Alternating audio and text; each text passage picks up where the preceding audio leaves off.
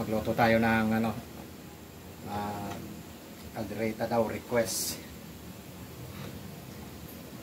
ni Dave. Ayan, gamitan natin yung mantika na Super Pesta KFC. Naman natin yung carrots, patatas pala.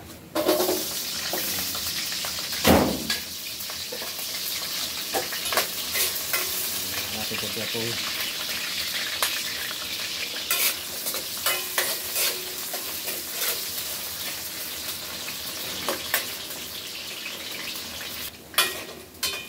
Tapos next natin yung carrot saka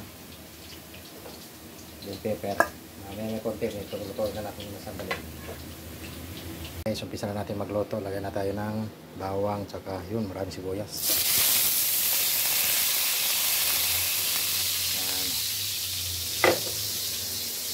Mikos-mikos lang natin. Okay. Toasted natin ng konti. Okay. Prepare na natin yung ito natin calderetang ribs. Yan, hinaluan ko siya ng ilang pirasong baka at saka may halo rin kunting manok. Diba? Ayaw ng baboy, di may baka sa manok. Haluin na natin ang haluin. Walang pa eh.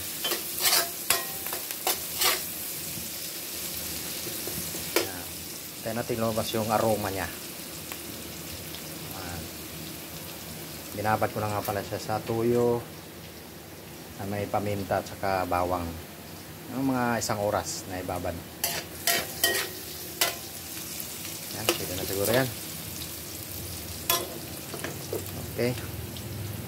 Buhos na natin to. Kasama ang kanyang pinagmarinate.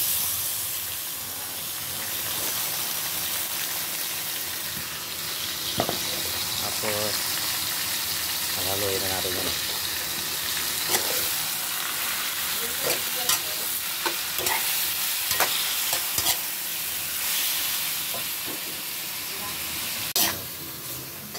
Maghalo tayo ng isang piraso lang ng manok. 2 pakpak lang ito eh. Hinalo ko lang. Kailan natin siya na tutong ng konti para lumabas yung katas niya.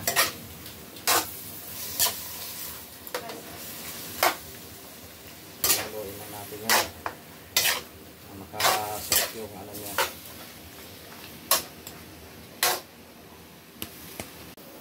Yan, haluin lang natin ang haluin.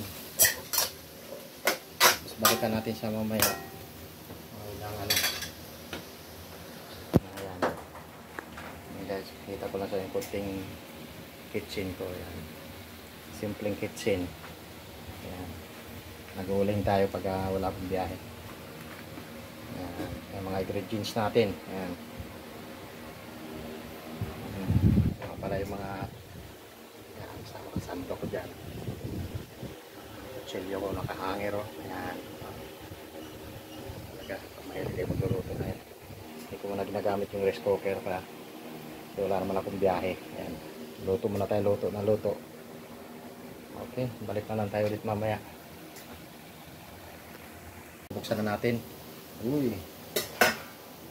Kasi maglalagay tayo ng konting magic lang. Oh, okay lang. Tapos pork cubes. Tapos seasoning. Malasa. Sarap. Siyempre, yan makakalimutan ng bonus paminta. Durog na durog. Yan. Durog na durog. Oh.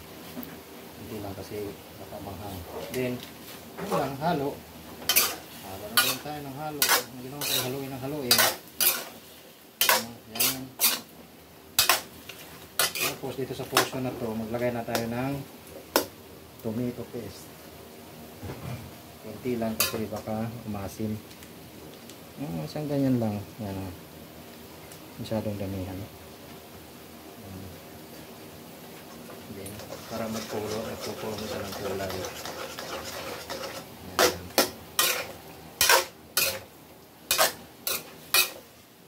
malapit na siyang matuyo.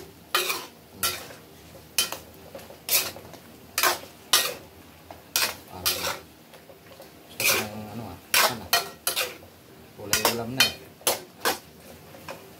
Lagyan na rin natin ng tomato sauce. Ayan. Para lalo siyang pumula. So, natin muna. Natin adjust na lang mamaya.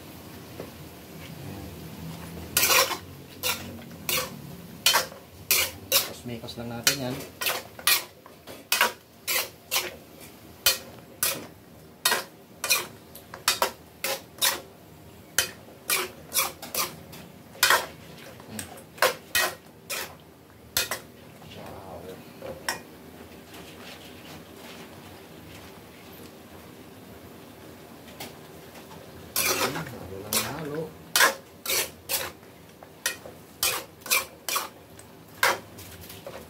Okay, mamaya ulit. Takpan muna natin siya. Ayan, okay. Ayan guys, bubuksan na natin. Ayan na. Ayan, nilipat ko na sa uling kasi matagal ito pakuluan. Ayan, di ko na napa-videoan kanina. Naglagay na ako ng sabaw. Doon, mga kalahating litro. Ayan na siya. Napakuluan na natin siguro may kalahating oras. Siguro mga 30 minutes siguro, mga ganon. Ngayon, dito na natin ilagay yung fried na pinifrite natin kanina. Ayan natin ito. Tapos, lagay ko na yung rino. Lahat po yan, isang buong ganyan. Naubos ko yan. Ito yung magpapalapot sa kanya. Tapos, yan, dry fish. Lagyan na rin natin. Hindi talaga nawawala yan pag kaldereta. Sama talaga yan. Yan. Ngayon, maglagay tayo ng peanut butter. Para lalong sumarap. Yan. Isang ganyan lang. Hindi lang. Tapos maglagay tayo ng asukal, pero naisip ko ang naisip ko na lang condensed milk na lang para mas lalong masarap kasi mag-asukal. Yan, para siguro mga kalahati lang. Halo-halo mo lang siya ng ganun. Tapos mga ilang minuto na lang yan, kaya na lang natin yan kuluan na lang natin ng mga ilang minuto yan para mahalo-halo na yung ano niya. Malapit na po ito matapos guys. Oh, parang masarap tingnan. Parang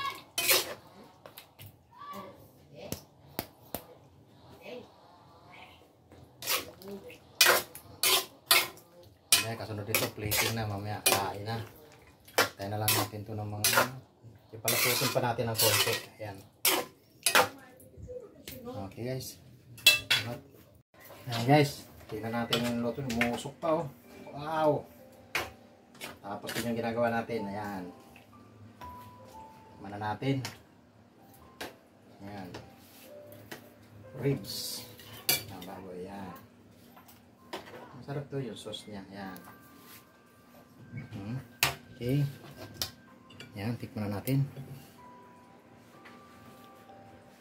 Umusok pa.